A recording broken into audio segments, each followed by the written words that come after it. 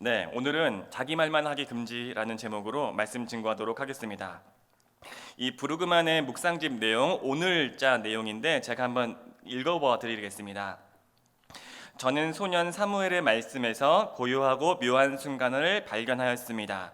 사무엘의 행동은 밤에 일어났습니다. 그는 누워있고 성전의 등불은 타오르고 있습니다. 그런데 상상해 보십시오. 성경의 밤이라는 단어를 내리막대를 표현하기 위한 은유라고 생각한다면 우리의 참된 만남은 밤에 일어납니다. 밤은 볼 수 없고 통제할 수 없는 시간입니다. 밤은 당혹스러운 시간입니다.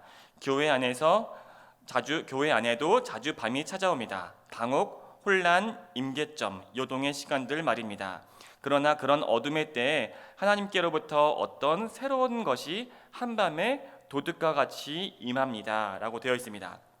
그래서 이 부르그만 교수님은 우리 그리스도인들이 안정만을 추구하는 것이 아니라 이 사순절에 불안정한 그 상황으로 걸어가는 것을 두려워하지 말아라. 왜냐하면 그곳에 하나님의 음성이 도적같이 임할 것이다. 그러니 모든 그리스도인들은 안정만을 추구하지 말고 그 하나님의 음성을 따라서 그 불안정한 상황으로 나아가야 된다. 이렇게 용기를 주는 말을 하고 있었습니다. 우리의 표랑 굉장히 유사하죠. 세상을 경험하라. 우리가 도전하는 것 굉장히 유사한 것 같습니다. 근데 제가 이 묵상집을 읽으면서 한 가지 그냥 궁금증이 퍼뜩 떠오르더라고요. 왜 우리 그리스도인들은 왜 힘들 때에만 하나님의 음성을 들을까? 갑자기 궁금해졌습니다. 그런데 몇 초 만에 제가 이때까지 교만하게 지었던 수많은 죄악들이 주마등처럼 제 머릿속을 싹 스쳐가면서 그래 맞아 우리가 이 겸손해지지 않으면은, 그러니까 힘들 때에만 겸손해지는데 보통 때는 하나님의 음성을 잘 들으려고 하지 않지, 이런 것에 대해서 퍼뜩 떠오를 수가 있었습니다. 그러니까 우리 안에 있는 이 목소리들이 많으면은 하나님의 음성은 들리지가 않는 것 같습니다. 여러분, 이 자기 목소리와 관련해 가지고 내 목소리가 가득해서 남의 목소리가 들리지 않는 저는 대표적인 사례가 연애 상담이라고 생각합니다. 여러분 어떻게 생각하십니까? 이 연애 상담에는 보통 말이 잘 통하지 않습니다.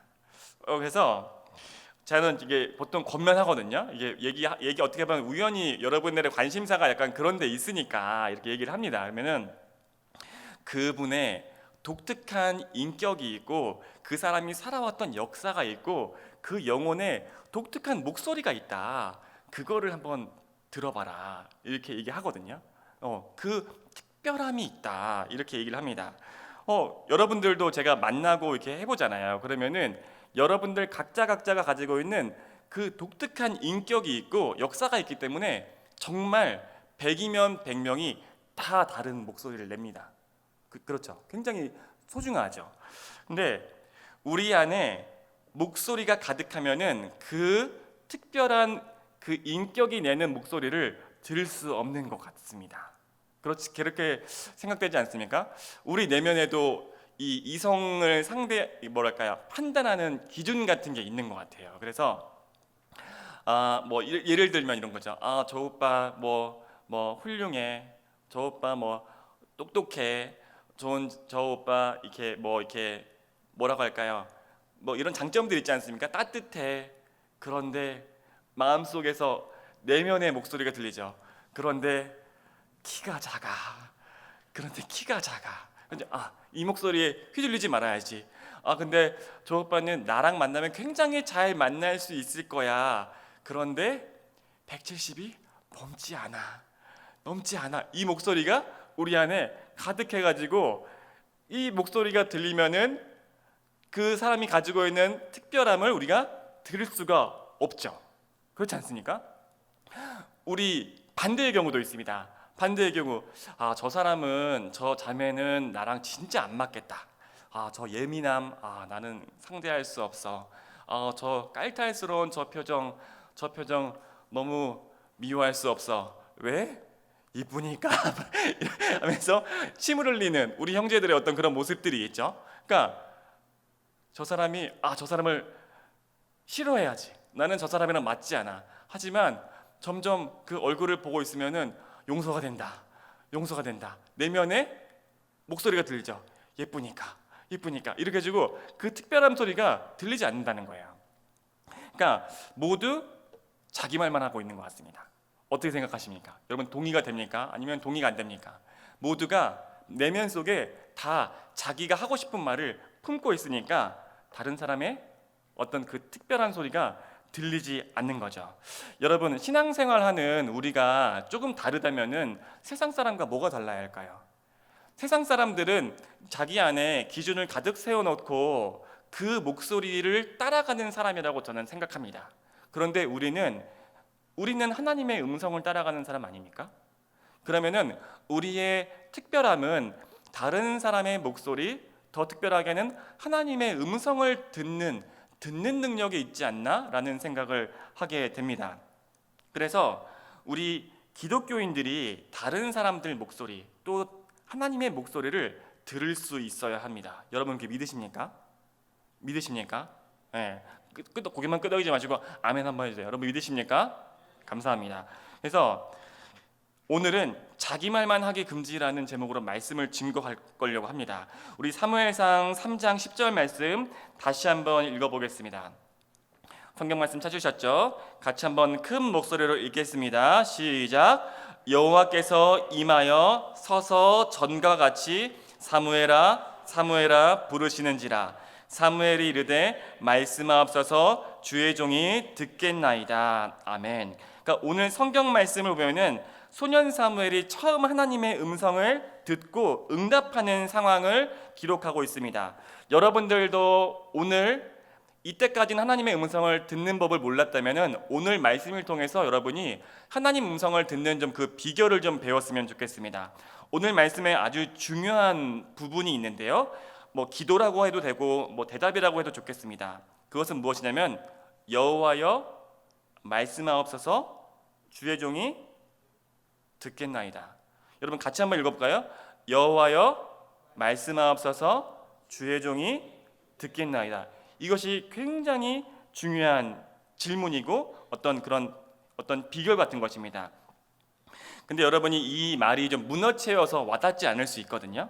그러면은 의미는 같은 말입니다. 의미는 사무엘상 3장 10절과 똑같아요. 근데 제가 배웠던 이 설교 때 들었던 건데 여러분들도 한번 써보세요.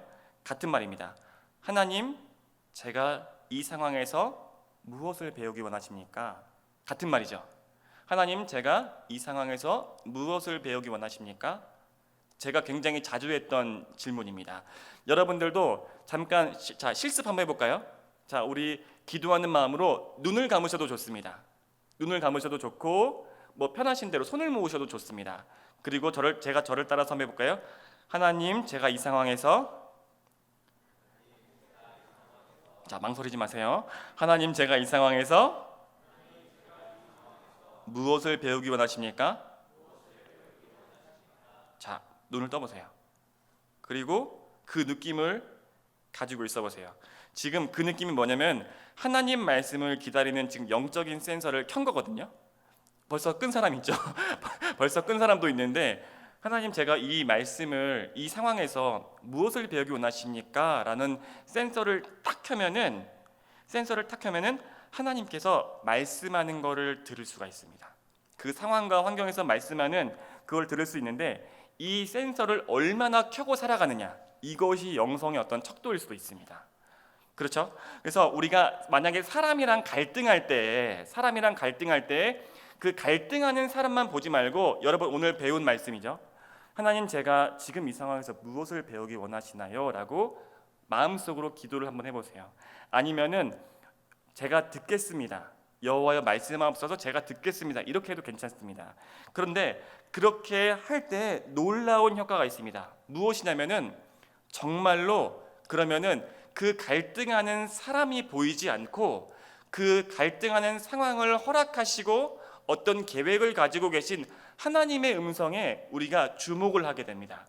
저 역시도 청년의 시기에 그런 훈련을 했었는데 그러면서 쉽진 않지만 갈등을 겪는 그 사람이 미운 마음을 완전히 없애기는 어려운데 그래도 그 사람이 하나님의 지금 도구로 쓰이고 있다 라고 우리가 좀 생각할 수가 있습니다. 그러니까 미운 감정을 좀 덜어내는데 도움이 됩니다. 그리고 나서 이 하나님께서 나를 통해서 지금 무언가를 말씀하고 싶어 한다는 것에 집중하게 된다면은 그 상황과 어떤 환경에 매몰되지 않을 수 있습니다. 여러분들이 고난을 만났을 때에도 하나님, 제가 지금 이 상황에서 무엇을 배우기 원하십니까? 라고 그렇게 진실하게 기도를 하고 하나님 말씀을 기다리면은 그 상황에서 하나님께서 새로운 희망과 계획을 지금 준비하고 있다는 것을 우리가 영적으로 느낄 수가 있습니다. 여러분, 이 사무엘이 영적으로 훈련되지 않았을 때에는 사무엘이 하나님의 음성을 분별하지 못하거든요. 그래서 하나님이 사무엘아, 사무엘아 라고 했을 때 오늘 사무엘 3장 말씀을 쭉 읽어보면은 소년 사무엘이 엘리 대제사장이 나를 부른 줄 알고 저를 부르셨습니까? 이렇게 말해요. 그리고 나서 사무엘아, 사무엘아 또 목소리가 들리니까 저를 또 부르셨나요? 이렇게 얘기를 하고 엘리가 지금 사무엘에게 하나님 말씀하시는구나, 내가 얘한테 가르쳐야겠다, 하나님 음성 듣는 법을 가르쳐야겠다라고 하고 오늘 우리가 배운 여호와여 말씀하옵소서 주의 종이 듣겠나이다라고 기도해라. 그 너가 하나님의 음성을 들을 것이다. 이렇게 엘리가 가르쳐 주거든요. 그러면은 우리가 오늘 말씀 들으면서 알 수 있었던 것처럼 우리가 이 기도를 모를 때에는 사람을 주목하게 됩니다. 지금 이 사람이 나를 부르나 보다, 혹은 이 사람이 나랑 지금 갈등을 겪나 보다, 혹은 뭐 등등등 그런 것들을 알 수 있습니다. 근데 우리가 이 기도를 배우고 그 상황을 인도하시는 하나님을 우리가 알고 있고 믿는다면은 완전히 새로운 길로 우리를 가게 합니다. 재밌는 게 선지자들이 아수르나 바벨론 제국의 강성함을 봤을 때 선지자들의 반응이 다릅니다.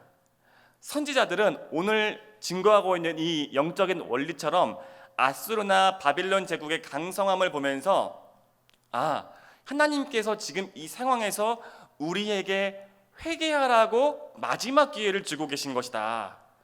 이것에서 회개하지 않으면 우리가 심판을 받을 것이다. 아수르와 바벨론이라는 도구를 통하여서 이렇게 말을 합니다. 그것을 예언합니다. 당시의 왕들은 생각이 달랐습니다. 당시의 왕들은 아수르나 이 바벨론의 이 강성함을 보면서 군사적인 준비를 해야 된다, 혹은 외교적인 동맹군을 마련해야 된다라는 이 방비를 하였습니다. 여러분들이 들을 때에는 어떤 게 더 현실적인 대응 같습니까? 어떤 게 더 현실적인 대응 같습니까? 그렇죠. 그냥 생각했을 때에는 왕들의 반응이 더 현실적이죠. 지금 우리를 위협하는 안보의 위협이 되는 적국이 있었고 계속 주변을 복속해 나가니까 군사적으로 강화해야 된다, 그리고 외교적으로 준비해야 된다, 이런 것이 아마 맞을 거예요. 근데 성경을 보면은 나중에 선지자의 예언이 맞았죠. 그러니까 우리가 신앙적으로 생각하는 것이 여러분들이 하나님, 제가 이 상황에서 무엇을 배우기 원하십니까? 라고 했을 때 여러분들이 걸어갈 그 길은 세상에서 겪는 처세술과는 조금 다른 것일 수 있습니다.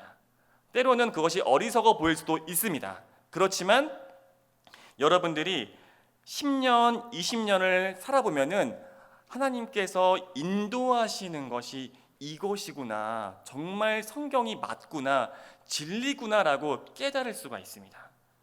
여러분들, 오늘 사순절에 우리가 아직 가보지 않은, 한 번도 가지 않은 그 길을 걸어가기로 결심했다면 오늘 우리가 꼭 배워야 할 것은 하나님, 제가 이 상황에서 무엇을 배우기 원하십니까? 라는 질문입니다. 우리 한번 외워보는 시간 같이 가져볼게요. 하나님, 제가 이 상황에서 무엇을 배우기 원하십니까? 다들 머리 좋으시니까 외우셨을 거라 생각합니다. 이건 꼭 잊지 말고 이렇게 하셔야 됩니다.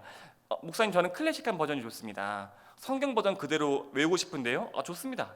여호와여 말씀하옵소서 주의 종이 듣겠나이다. 이것도 괜찮습니다. 너무 훌륭한 거죠. 근데 이럴 때 하나님께서 내적 음성으로 말씀을 주실 거예요. 네가 내 아들아, 내가 용서를 배우길 지금 원한다. 내 아들아, 내 딸아, 나는 너가 용기를 배우길 원한다. 내가 거룩하여지길 원한다. 그리고 이것이 파멸이 아니라 복된 길이다. 이게 말씀을 줍니다. 여러분들, 이 음성이, 하나님의 내적인 음성이 여러분을 구원하는 길이라고 믿으십니까? 믿으십니까? 정말 믿으십니까? 그렇다면은, 정말로 그 길을 믿으신다면은 그 길을 한번 걸어가 보시고 만나 틀리나 여러분이 진리를 한번 시험해 보십시오. 우리가 다른 사람도 그렇고 하나님의 목소리를 들을 때 한 가지 기억해야 되는 사실이 있습니다. 아주 쉬운데, 여러분, 우리가 다른 사람의 목소리를 들으려면은 우리 설교 초반부에도 말했는데 뭐를 먼저 해야 됩니까? 뭐를 먼저 해야 됩니까? 그렇죠. 우리의 입을 먼저 막아야 됩니다. 그러니까 우리가 다른 사람의 목소리를 들을 때에는 우리 목소리를 멈춰야 됩니다. 그러니까 우리가 주님 말씀하시는데 내가 중간에 끼어들어 가지고 말하면은 그 말싸움하는 거잖아요. 그렇죠? 그 막 말대답하는 거잖아요. 근데 누가 그랬을까 싶지만 모세가 실제로 그랬습니다. 모세가 내가 널 불렀다. 전 말 못합니다. 아니야, 너에게 계획 말 못합니다. 저에게 계획 말 못합니다. 이게 뭘 못하니까, 야 그만해. 야 너 아론을 내가 나도 계획이 있어. 내가 하나님이 이렇게 하시거든요. 그러니까 그때 모세가 깜짝 놀라가지고 하거든요.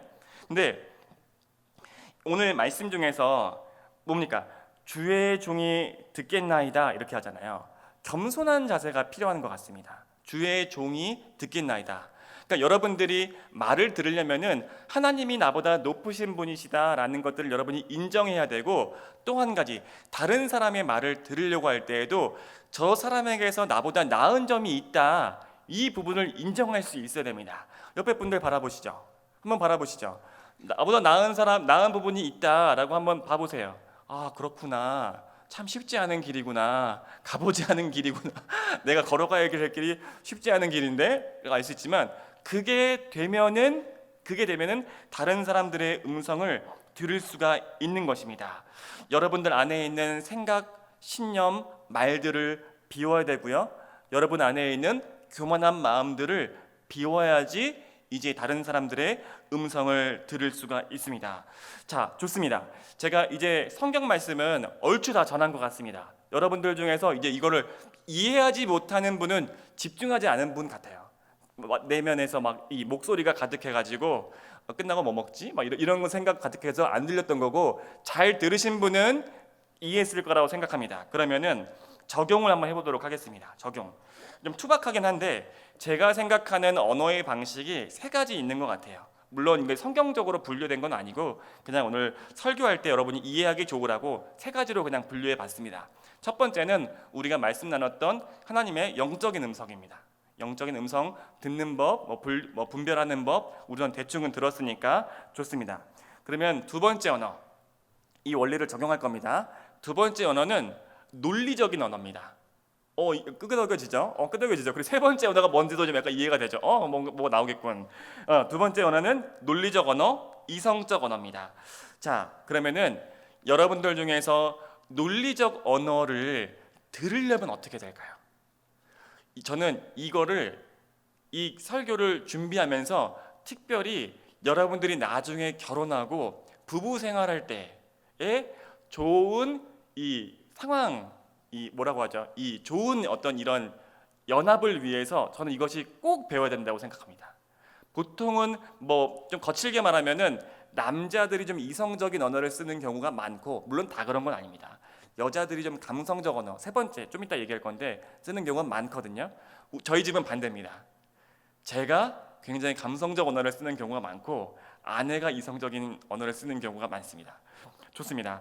자, 그러면은 논리적 언어를 배우려면은 뭐를 해야 될까? 우선은 논리적 언어의 특성은 사실관계를 따진다는 데 있어요. 그렇죠. 여러분, 그럼 뭘 비워야 될까요? 내 안에 있는 감정을 좀 비울 필요가 있습니다. 그러니까 이 논리적 언어는 굉장히 객관적인 언어이기 때문에 웬만해선 다 통용될 수가 있습니다.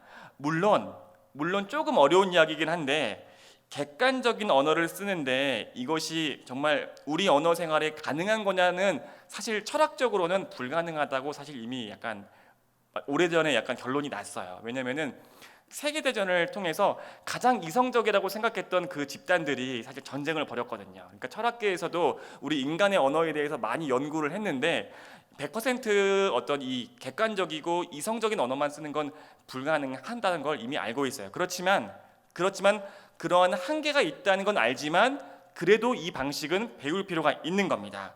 자, 그러면은 여러분, 이 결국에 이 논리적인 언어라는 거는 지성을 쓰는 겁니다. 여러분들이 똑똑해지면 똑똑해질수록 논리적인 언어를 구사할 가능성이 높아집니다. 나는 논리적 언어를 쓰는데 똑똑한가? 맞습니다. 똑똑할 경우가 굉장히 많습니다. 자, 그러면 오늘 설교 제목이 자기 말만 하기 금지잖아요. 자기 말만 하기 금지면은 어떤 목소리를 멈춰야 하는가? 당연히 감정의 목소리를 멈춰야 논리가 들립니다. 여러분 안에 감정이 꽉 차 있어요. 감정이 꽉 차 있으면은 논리가 들어올 여지가 없습니다. 그렇죠? 경험해 봤죠? 그래서 이 여러분들이 내가 이겨야지, 혹은 내가 여기서 저 남자친구 혹은 여자친구가 나를 편들어줬으면 좋겠어라는 감정이 차 있잖아요. 그러면은 논리적 언어를 받아들이기가 힘듭니다. 네, 많이 경험해 보셨나요? 저는 집에서 많이 경험해 봤습니다. 제가 이렇게 속상한 마음을 토로할 때 굉장히 팩트로 저를 이렇게 하는 아내한테 싸우기도 좀 싸웠는데, 우선은 논리적인 언어를 들으려면은 여러분들이 정의의 심판대 위에 올라간다는 걸 꼭 기억할 필요가 있습니다. 정의의 심판대, 이제 진실의 방으로 한번 가는 겁니다. 진실의 방으로 가가지고 이야기를 합니다. 근데 여러분들 마음속에서 감정을 내려놓기가 굉장히 어려울 수 있을 거예요. 왜냐면은 남자친구나 여자친구가 객관적으로 얘기하거든요. 사실을 얘기하거든요. 그러면은 맞는 말이긴 한데 얘도 객관적이야? 남도 객관적이야. 그럼 남자친구를 내가 왜 만나지? 남자친구는 나를 편들어줬으면 좋겠는데, 혹은 내 아내는 나를 편들어줬으면 좋겠는데, 이런 서운한 감정이 차오릅니다. 근데 그 서운한 감정을 배제해야지 논리를 좀 받아들일 수가 있는 것 같습니다. 쉽지 않은 길이죠. 그래서 이 논리적 언어의 장점은 감정에 치우치지 않는다는 겁니다. 그리고 객관적이라는 거예요. 그래서 나를 중심으로 놓고 이야기를 하면은 논리는 통하지 않습니다. 그러니까 나 스스로를 이 정의의 심판대, 진실의 방으로 들어가서 정말로 나 스스로를 좀 객관적으로 보면서 이야기해야지만 논리를 좀 이야기할 수 있죠. 근데 만약에 여러분들이 그럴 수 있습니다. 너무 힘들어요. 논리적 언어를 받아들이기가 너무 힘들어요. 그러면 이 사람한테 논리로 딱 한번 얘기를 해줘야 됩니다. 내가 말을 할 건데 어떤 얘기를 할 건데 안 들어도 되니까 아무 말도 하지 마. 그냥 듣고만 있어. 그렇다면 너는 평안할 것이다. 하지만 한마디라도 대답을 한다면 화가 있을 것이다. 라고 논리로 딱 얘기를 해주고 속 시원할 때까지 얘기를 해줬는지, 정 안 되면 써주세요. 듣고 싶은 말 1, 2, 3, 4에서 얘기하다가 이렇게 짚으세요. 1번. 그러면 많이 힘들었겠구나. 2번. 진짜 그 사람 나빴다. 이런 거 있잖아요. 이렇게. 전 이거를 제 아내를 훈련시켰습니다. 아직 기다려. 내 감정이 풀리지 않았어. 하면서 이렇게 하면 많이 힘들었겠다. 제 아내는 저를 만나서 본인이 이게 공감을 잘하는 사람인 줄 알았대요. 근데 굉장히 착각이라는 걸 깨달았다고 합니다. 아직 부족해. 면서 막 얘기하니까. 자, 좋습니다. 그러니까 저는 근데 감정을 포기하고 객관화해서 말할 때에는 그때는 이해할 수 있어요. 저는 뭐 교회 사역이나 할 때도 사실 쉽진 않습니다. 왜냐하면 가치가 들어가요. 쉽지 않습니다. 100% 논리라는 건 없어요. 그런 건 없습니다. 하지만 그렇게 사역할 때도 그렇고 내가 이렇게 감정을 꽉 채우고 말하지 않으려고 노력합니다. 그래서 우리 논리적인 사람들은 좀 실수할 수 있는데, 내가 다른 사람을 설득하는 것보다 더 중요한 게 내가 다른 사람의 맞는 말이 있으면은 설득 당할 수 있는 능력도 되게 중요한 겁니다. 이게 들을 수 있는 귀가 있는 거죠. 그렇죠? 그래서 여러분들이 얼마나 똑똑한지 모르겠습니다. 제가 볼 때는 굉장히 똑똑하거든요. 그러면은 설득당할 수 있는, 설득될 수, 그건 맞아, 이렇게 할 수 있는 그런 것들을 배우는 게 굉장히 중요합니다. 세 번째 언어는 뭘까요? 세 번째 언어는 감성적 언어죠. 감성적 언어. 그럼 어떻게 하면 감성적 언어를 이해할 수 있냐? 우리 형제들 잘 들으십시오. 지금 많은 분란을 깨부시고 주님의 평화를 만들고 있습니다. 우리 형제들은 잘 특별히 들으세요. 감성적 언어의 문법은 사실관계에 있잖아요. 그러니까 이 사람이 무슨 말을 하든지 그건 중요치 않아. 감성적 언어의 문법의 제일 중요한 기본은 뭐예요? 주어가 뭐예요? 그 사람이고 감정이에요. 감정. 그러니까 이 사람이 무슨 얘기를 하든지 지금 이 감정이 얘기되고 있다를 들어야 돼요. 감정을 들어야 됩니다. 그러니까 그 얘기를 들으면서 머리 굴리면 안 돼. 지금 몇 가지니까 뭐가 잘못이 돼? 머리 굴리는 소리 내지 마세요.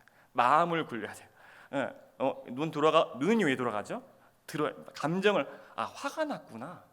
이걸만 들을 수 있으면 지금 감정의 언어를 들을 수 있는 거예요. 여러분 이거가 안 되면은 부부 관계가 아주 안 좋아지고 친구 관계도 마찬가지입니다. 이거를 들을 수가 있어야 됩니다. 자, 그럼 자기 말만 하기 금지가 오늘 제목이잖아요. 자기 말만 하기 금지. 그럼 뭘 버려야겠습니까? 내 안을 지배하고 있는 팩트와 논리는 버려야 돼요. 팩트, 논리는 버려야 됩니다. 이 사람이 어떤 감정을 표현하고 있구나.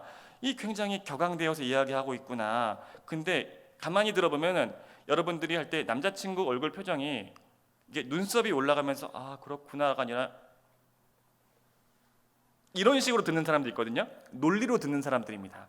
그러면은 머릿속에 이게 약간 그 재판관처럼 이 팩트병 걸린 사람들은 재판관처럼 이 사실관계를 막 따지고 있습니다. 그러면은 너가 그렇구나. 그 뭐 직장 상사가 뭐 서운하게 했구나. 근데 하지만 너도 잘못이 있는 걸. 7대 3 정도로 3은 너가 잘못이 있어. 그건 한번 돌아볼 필요가 있지 않을까라고 하면은 돌아버립니다. 진짜 상대방이 그 감정을 얘기하고 있는데, 그러니까 지금 근데 이 감정적인 언어가 있다는 것조차 모르는 논리적 언어만 쓰는 남자들이 있다는 겁니다. 그거는 똑똑한데 무슨 똑똑한 겁니까? 헛똑똑한 거예요. 그거는 팩트평을 빨리 고쳐야 됩니다. 이 팩트평, 나 팩트만 따지고 있네. 이걸 고칠 필요가 있습니다. 여러분 팩트만 따지고 싶으면 그 교통사고 몇 대 몇 해주시는 그 변호사님 있지 않습니까? 거기서 댓글 다세요. 7대 3입니다. 100대 0입니다. 이거 하시면 됩니다. 중요한 건 뭡니까? 감정의 언어를 들어야 돼요. 여러분 안에 있는 내면에 있는 논리가 다 빼놓고 내 감정이 어땠어? 굉장히 좋은 질문이죠. 직장 동료 때문에 화가 났어. 그러면은 어떻게 해주길 원하는 거예요? 같이 화내주길 원하는 거예요. 그래? 내가 뭐 그랬어? 그 진상 내가 진짜 이 내독동에 미친 게 한번 출동해? 내 진짜 물러간다 이러면서 같이 화내주는 겁니다. 나 착하게 살고 싶습니다. 착하게 살고 싶습니다. 도와주세요. 우리 아내를 건드려? 이렇게 하면 그러면 남편 그 정도까지는 아니야 하면 이분 웃고 있습니다. 진짜 화나. 착하게 살고 싶어. 내가 요즘에 대학 나오니까 많이 배운 사람 같지? 나 못 배운 사람이야. 이러면서 이러면 되는 거죠. 그러니까 예수님 말씀을 인용하는 것도 안 돼요. 예수님 말씀 인용하지 못해. 그래도 용서해야 되지 않을까? 안 됩니다. 아직 때가 차지 않았어요. 우리 카이로스 배웠죠? 아직 그때가 아니에요. 용서해야 되지 않을까? 그거를 모르고 있는 사람은 없어요. 믿음이 있는 사람은 모르고 있는 사람은 없습니다. 그러니까 감정을 해소해주면은 심리적으로 편들어주고 너가 혼자가 아니다라는 걸 말해주면은 이 거품처럼 막 끌어올랐던 그 감정 있잖아요. 그게 이제 가라앉습니다. 그러면은 뭐가 드러납니까? 이성이 드러나고 알고 있었던 그 진리. 그래, 하지만 내가 용서해 보려고 훌륭합니다. 너무 최고 우리 부인 이렇게 해주면은 되는 겁니다. 근데 이제 뒤에서 좀 피는 날 수 있죠. 힘들 수 있습니다. 그렇지만 그것들을 우리가 훈련을 해야 될 필요가 있습니다.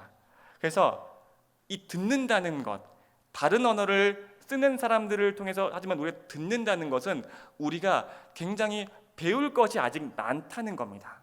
여러분은 어떤 논리를 쓰는 사람인지 모르겠어요.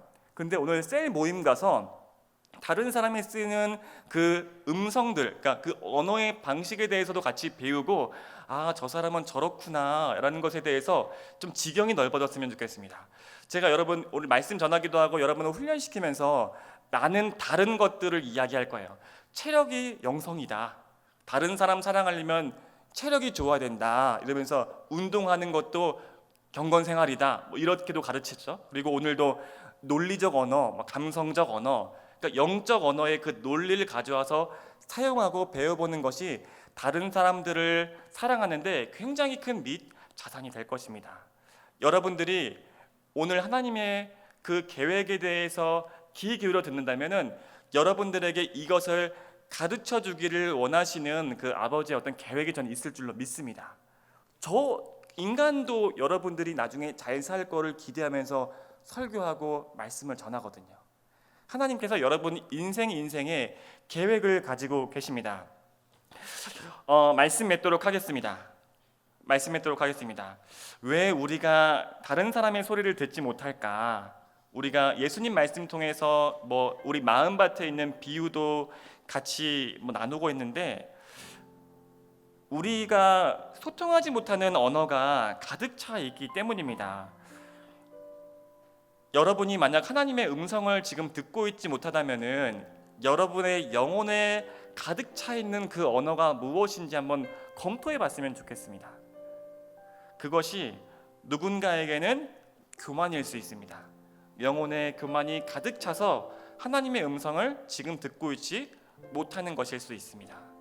아니면은 두려움일 수도 있죠. 혹은 염려일 수도 있습니다. 의심일 수도 있습니다. 그것이 가득 차 있으면은 하나님의 말씀이 들어갈 여유가 없습니다. 여러분, 하나님의 음성을 듣지 못하는 사람은 되게 불쌍한 사람입니다. 왜냐하면은 하나님의 음성을 듣지 못하는 사람은 자신의 내면의 소리도 듣지 못하고 있기 때문입니다. 내가 굉장히 교만하였지만, 의기양양하였지만, 여러분은 가만히 자신의 내면의 소리를 들어보십시오. 열등감으로 상처받지 않기 위해서 강한 척했던 여러분의 소리를 들을 수 있습니다. 여러분들의 두려움이 가득 차서 아무것도 못하는 그 영혼의 소리를 가만 들어보십시오. 나아가고 싶지만 도전하지 못하는 그 영혼의 답답함을 들을 수가 있습니다. 오늘 예배에서 여러분 하나님의 음성을 듣고 계십니까? 아니면은 사람의 헛된 소리들 혹은 내 안에 가득 차 있는 그 목소리만 계속해서 반복하고 있습니까? 여러분, 진정한 구원은 여러분의 언어가 하나님의 말씀으로 변화되는 것입니다. 진리가 여러분의 언어가 되면은 여러분이 복된 길로 나아가는 것입니다. 우리 함께 겸손한 마음으로 하나님 음성을 들으면서 찬양하며 나아갔으면 좋겠습니다. 우리 찬양팀 좀 앞으로 나와 주시겠습니까? 우리 주님 말씀하시면 우리 함께 찬양할 텐데, 하나님 제가 순종하겠습니다. 하나님 제가 주님 말씀 따라가겠습니다. 새로운 것들 배우고 보겠습니다. 결심하면서 같이 나아갔으면 좋겠습니다.